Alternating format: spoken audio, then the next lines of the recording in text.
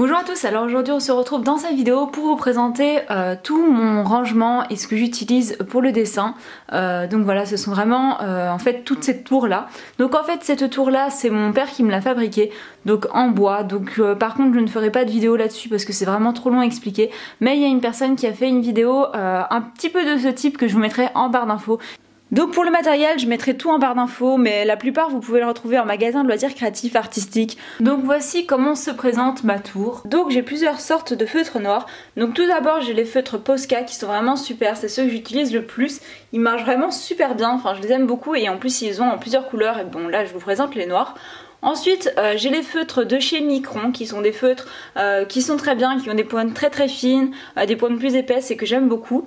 Alors dans la même catégorie, enfin ça ressemble très fort en fait, c'est un peu une copie, sauf que ça vient de chez Banggood. Donc en fait ce sont des feutres copie Micron qui sont vraiment super bien mais qui sont vendus à des prix extrêmement bas, donc je vous les conseille vraiment. Et ensuite j'ai aussi des feutres de chez Faber-Castell. Donc ceci par contre lorsqu'on fait un trait au crayon, qu'on passe au feutre par dessus et qu'on veut effacer le crayon qui est en dessous, le feutre devient gris. Donc ça je suis un peu déçue pour cela, mais je vous conseille vraiment les Micron et les Posca qui sont vraiment super. Ensuite vous avez ici en fait tous les feutres blancs. Donc il y a plusieurs styles de feutres blancs.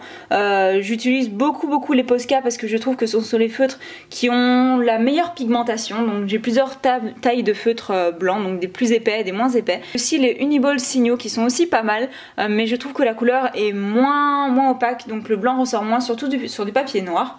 Juste ici ce sont des feutres Posca toujours, mais de couleur, donc c'est assez chouette pour faire des dessins surtout sur papier noir.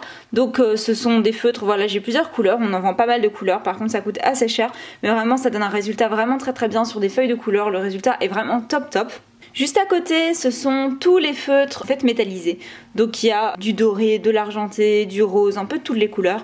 Donc j'ai principalement des Posca et alors aussi des feutres de chez Edding qui sont aussi vraiment pas mal. Surtout la couleur dorée, je vous la conseille vraiment fortement. Ensuite j'ai des feutres aussi pour porcelaine, doré et argenté, et puis d'autres feutres que j'ai reçus mais je sais même pas d'où ils viennent, que j'avais quand j'étais plus petite. À côté nous avons les feutres de chez Sharp. Donc ça ce sont des feutres permanents qui sont vraiment très bien pour écrire sur toute surface, mais moins bien sur du papier parce que ça transperce, mais vous pouvez.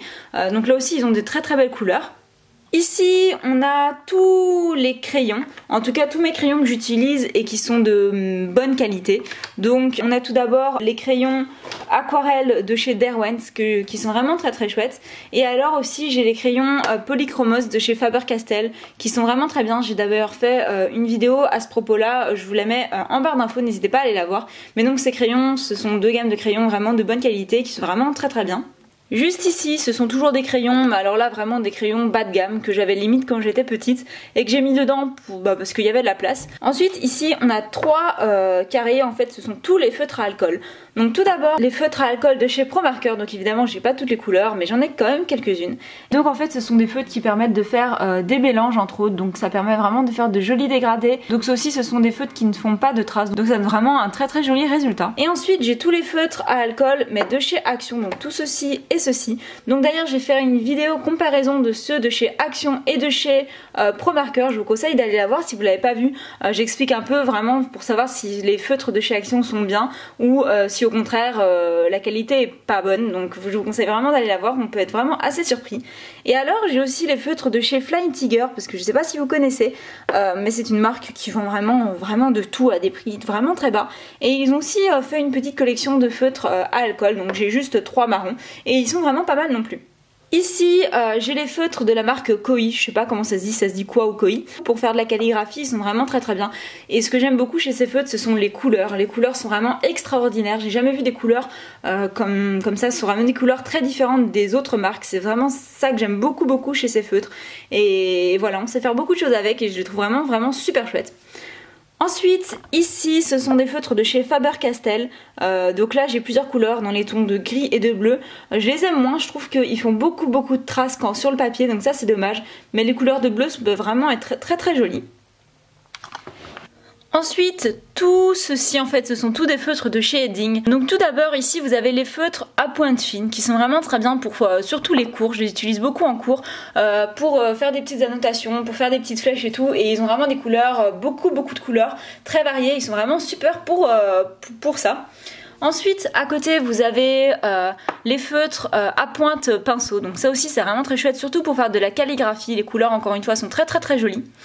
Et juste à côté, en fait, ce sont tous les feutres à pointe fine. Donc là, vous avez les feutres Edding à pointe fine, les feutres Stabilo à pointe fine. Donc voilà, il y a pas mal de sortes de feutres. Et encore une fois, il y a vraiment des couleurs qui sont vraiment très jolies. Alors ici, je sais même pas vous dire vraiment ce qu'il y a dedans, il y a un peu de tout. J'ai des feutres pour tableau, j'ai des feutres aquarelles, j'ai des feutres de masquage pour l'aquarelle, j'ai des feutres à embosser, des feutres pour le textile, il y a vraiment pas mal. En fait c'est tout le reste que je savais pas où mettre, je l'ai mis là. Ensuite ici ce sont des feutres que j'avais reçus de Banggood. Donc en fait ce sont des feutres aquarelles qui donnent un effet aquarelle. D'ailleurs j'en ai parlé dans ma vidéo des produits de chez Banggood que j'avais testé, je vous mets la vidéo juste ici dans le petit. Et voilà, je trouve qu'ils sont, je les avais un peu testés en vidéo, ils sont pas mal, mais voilà, donc je vous conseille d'aller voir la vidéo si vous voulez un peu voir à quoi ça ressemble. Et ici, ce sont en fait tous les feutres un peu calligraphie noirs, tous les feutres noirs que j'ai pas mis dans la catégorie des feutres fins, parce que voilà, il y a des feutres calligraphie, des feutres pour tableau noir. Juste ici vous retrouvez les feutres en fait qui sont, il me semble, des feutres aquarellables. Oui, ce sont bien des feutres aquarellables mais en fait sous forme un peu de cire. Ça, ces feutres là, je vous avoue, je les aime pas trop. J'en ai parlé un jour dans une vidéo crash test. Ils s'effritent en fait, ils font des morceaux sur la feuille et le résultat est pas top. C'est dommage parce que les couleurs métallisées pouvaient vraiment être très chouettes. On arrive au dernier étage, donc là en fait ça concerne les feutres Art Graphic Twin de chez Zig qui sont vraiment extrêmement bien, je les aime énormément. Ce sont des feutres que j'utilise beaucoup, surtout pour faire les feuilles vertes, je sais pas pourquoi mais j'aime beaucoup la couleur, il y a une couleur verte incroyable pour faire les feuilles, je l'aime beaucoup. Et alors ils ont aussi une couleur beige très chouette pour faire les visages. Ce sont aussi des feutres qui sont aquarellables et je trouve que ça donne un effet un peu comme les collines, ça donne pas cet effet aquarelle, un peu plus finalement moins aquarelle, mais ça donne un effet assez différent et que j'aime beaucoup. Ensuite ici, en fait vous avez, j'avais de la place donc j'ai mis tous mes pots des collines. Et ici tout en bas, tout simplement parce qu'ils dépassent énormément que je pouvais pas les mettre en haut, ce sont les feutres Chaméléon que j'avais reçus de Petit Atelier pour les tester. Donc là aussi ce sont des feutres en fait qui permettent de faire des dégradés qui sont vraiment pas mal, voilà, donc le prix est vraiment assez élevé vraiment. Donc je vous conseille d'abord de tester avant d'investir parce que vraiment c'est vraiment pas donné, mais ça donne vraiment un effet très chouette. Et donc voilà ce que ça donne un petit peu pour mon rangement. En tout cas j'espère que ça vous aura plu, que vous aurez un petit peu appris finalement sur ce que j'utilise. Là ça concerne vraiment que les feutres. J'ai pas montré l'aquarelle, les peintures, je pourrais le faire une prochaine fois, dites-moi si ça vous intéresse. Mais ça concernait vraiment ce petit rangement et je trouve ça vraiment super pratique parce que ça me permet de tout ranger à l'horizontale puisque de toute façon on doit les ranger à l'horizontale et finalement ça me prend beaucoup moins de place parce que finalement j'avais vraiment plus de place. Donc en tout cas j'espère vraiment encore que ça vous aura plu. N'hésitez pas à aller voir mes précédentes vidéos, mon Instagram, ma page Facebook et mes boutiques. Et sur ce je vous dis à très bientôt dans une prochaine vidéo. Bye!